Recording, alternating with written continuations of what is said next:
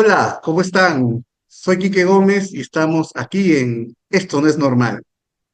Vamos a conversar con un gran amigo con quien venimos trabajando de SISTAC, Cuerpo y Territorio Perú, hace algún tiempo atrás. Él es Ricardo Ayón, director ejecutivo de la ONG Gendes, quien trabaja de México y con quien nos acompañamos hace un buen tiempo atrás. Ricardo, ¿cómo te encuentras? Muy contento con muchas cosas, afortunadamente, por venir, por seguir haciendo. Y una de ellas, pues compartir contigo y con todas los compañeros de Sistaca.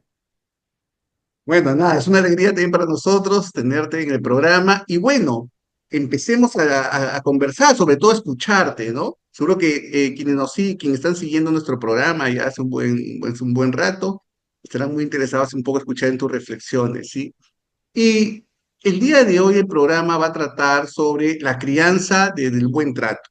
Entonces, la primera pregunta que se nos venía a nosotros aquí con el equipo de producción es, ¿por qué es importante la crianza desde el buen trato? Mira, para nosotros es fundamental, es necesario que como mamás, papás, personas cuidadoras, como todas las personas que están alrededor de las niñeces, podamos generar, abonar, dar siempre todo un tema de cuidados, de responsabilidad, de ir rompiendo estos roles tradicionales de género, porque lo que buscamos es que estas niñeces vivan sin violencia, que estas niñeces aprendan formas justo para relacionarse, para vincularse desde un lugar de buen trato. En Gendes hicimos una investigación en el 2023 y 2024 acerca de cómo las niñeces y los jóvenes y las adolescencias viven todos estos mensajes tradicionales de ser hombres. Y nos dimos cuenta que al día de hoy en nuestro país, pero seguramente es la realidad de muchos países, sigue existiendo la violencia como un mecanismo de educar con el miedo, de educar con el maltrato, de educar con violencias psicológicas, emocionales, físicas. Vimos también que otro gran factor que aparece en las niñeces es la soledad. Refieren sentirse solos. No están las figuras, papá, mamá, por diversas situaciones y muchas veces quien está a cargo son las redes sociales, con todo lo que puede implicar. ¿No? Y pues algo que también vemos es como muchas de estas ideas muy tradicionales de ser hombres siguen estando dentro del aprendizaje de estas niñeces que lo pueden estar también recibiendo de todo el personal docente, de las amistades, de estas personas cuidadoras en la ausencia de mamá y papá. Y también, fíjate que es bien importante mencionar que vemos papás, vemos mamás, vemos docentes, maestros y maestros con el ánimo y la gana de decir, quiero hacer algo diferente, pero no sé cómo. A dónde vamos, a dónde acudimos. O sea, sí hay un ánimo de estas personas que estamos creando de decir, pues sí quiero darle algo distinto, pero no sé por dónde. Entonces, justo desde ahí es que hemos estado construyendo estas alternativas desde distintos lugares, desde la educación, desde el ámbito educativo, pero también ahora con campañas para promover justo el cuidado y el buen trato con los niños, con las niñas, para que se vayan creando estas otras estrategias, ideas de cómo criar a las niñeces en este caso, pues es un lugar distinto, es un lugar de cuidados. Excelente, Ricardo. Mira, y en este contexto que tú bien has citado, estamos viviendo, muchos padres y madres de familia nos hablan de la frustración, del conflicto que entran en poder criar, en poder educar sin el castigo físico, violento de las palabras. ¿Cuál crees tú por ahí son tus recomendaciones de cómo poder enfrentar estos nuevos procesos de acompañamiento a los niños y a las niñas?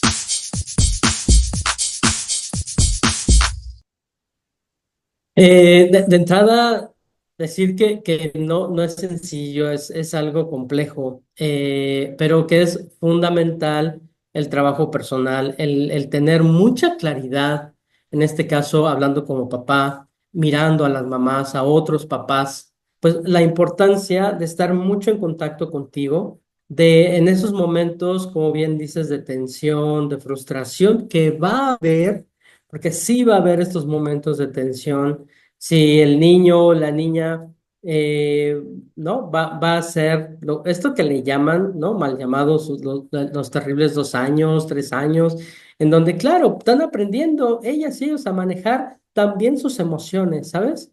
Y les va a tardar un ratito, y ahí sí neurológicamente como ir entendiendo qué va pasando. Entonces, pues quienes estamos a cargo nos toca respirar, nos toca hablar con la pareja, nos toca llevarlo y buscar un apoyo con alguna persona especializada para decir, a ver, a mí me está pasando esto, estoy haciendo esto otro, y entender que yo he escuchado a muchos papás que dicen, es que me está desafiando. No, a ver, es un niñito de 3, de 4 años, no es que esté en competencia contigo ni en un desafío, tú eres la persona adulta, entonces desde ahí entender, no es un tema del desafío que le esté haciendo, ¿no? Decía este papá, más bien es que está muy enojado, y desde ahí yo trabajar mi tensión, mi frustración, muchas veces hasta la culpa, fíjate. Entonces, es mucho de verdad de estar en un contacto personal, de un trabajo personal, y ojo, con la otra persona con la que se esté creando, o las personas que estén creando. Más allá de la mirada tradicional, mamá, papá, ¿no? Que puede estar justo la abuela, el abuelo, tener mucho diálogo con estas personas cuidadoras también, con estas personas que estamos creando en conjunto. Ya sabes, ¿no? Esto que ahora se nombra esto como la unidad de cuidados, que antes decían, ¿no? Los abuelos, las abuelas, pues para crear necesitamos un pueblo, ¿no? No nada más papá y mamá, es decir, toda la gente que está alrededor, tíos, tías. Entonces, ¿cómo generar un diálogo también con estas personas? Es fundamental. Y Ricardo, y en ese sentido, cómo poder establecer los límites y normas que sean respetuosas y que no lleguen a la humillación, ¿no? Porque tal vez, ni al maltrato, ¿no? Porque tal vez eso es lo que muchos padres jóvenes y jóvenes adultos nos consultan, ¿no? Porque entienden que en esta protección de derechos de sus niños y sus niñas, esta parte se les está escapando. Y cuando se les escapa y se va hacia la frustración, no logran identificar estas normas de cómo criar de una manera positiva y sin violencia. ¿Cómo lo ves tú? Sí, no, totalmente de acuerdo. Pasa mucho. Justo cuando hablo yo del trabajo personal es respirar mucho, ¿sabes? Como estar muy, pues tú, desde mucha tranquilidad, porque como alguien nos decía, estamos conectados con las niñeces como si fuéramos un Bluetooth, ¿no? Entonces, claro que yo estoy desesperado. Claro que la niña, el niño también va a sentir esta desesperación, y a ver, desesperado, desesperada, y vamos subiendo y rompe en alguna forma de violencia. Como bien dices, humillación, comparación. Vimos muchos casos, por ejemplo, acá en nuestro país, en donde sí había estas situaciones de humillación, de violencias, y situaciones donde el miedo, ¿no? Es que si haces esto va a venir el ogro, el monstruo, te va a aparecer por ahí, ¿no? Y entonces generaba un miedo de los niños, y decíamos, tampoco eso está bueno, ¿sabes? Entonces, la respiración va a ayudar mucho a que tú estés tranquilo, a que te vayas regulando. Entiendo lo complejo que es. Sin embargo, sí es posible hacerlo. Y desde ahí, desde este contacto contigo, bueno, hablar muy claro con el niño, con la niña, de esto sí, esto no, y tener un elemento que es fundamental, que es la parte lúdica, el juego, el canto, apoyarse de los juguetes que están ahí, de estar hasta tú hablándole al muñequito para que el muñequito interactúe con el niño, con la niña, es decir, volvernos muy lúdicos acerca también a este contacto, a este vínculo con las niñas, con los niños, con las crías, y desde ahí hablar de lo que sí, de lo que no. Y si por algo es un no, ¿no? Y por ahí pasa, bueno, pues seguramente hoy no se logró, seguramente será mañana, pero estar como en este trabajo constante de sí poner este límite, sí también lo que muchos se recomiendan, estos momentos de crisis y de tensión que pueda tener las crías, pues ahí si tú dices pausa y tal, pues más se enojan. Entonces también decirle, entiendo tu enojo y sé por qué estás enojado. Es decir, hablar de esas emociones y seguramente ya está el niño en el suelo haciendo su berrinche, ¿no? Pataleando tal vez. Bueno, otra vez tu tranquilidad, ¿no? Porque hemos visto papás que levantan al niño y ¡pum! Le dan el golpe, ¿sabes? No, deja, acompañas, en algún momento se levantará y empiezas de nuevo a hablar con él. Entonces, para mí, la base de todo esto, mi querido Quique y personas que nos están viendo, es respirar y de verdad estar en el centro, como decimos, ¿no? Como en esta tranquilidad para poder acompañar estos procesos emocionales de las crías. Finalmente, Ricardo, porque el tiempo se nos va, ¿qué recursos tú crees adicionales a los que tú has mencionado deberían existir, que pueden venir desde el Estado o encontrarlo en la parte privada o encontrarlo en los medios, en las redes, ahora que es una fuente inmensa de recursos? Pero ¿qué tipo de recursos tú crees que necesitan los padres para poder criar desde el buen trato y de una manera libre de algún tipo de violencia? Mira, hay algo que hemos encontrado que es todo el tema de las emociones, que no sabemos cómo manejarlas. No sé cómo manejar mi frustración, mi enojo, mi tristeza, esto que te decía, desde la frustración, la culpa también.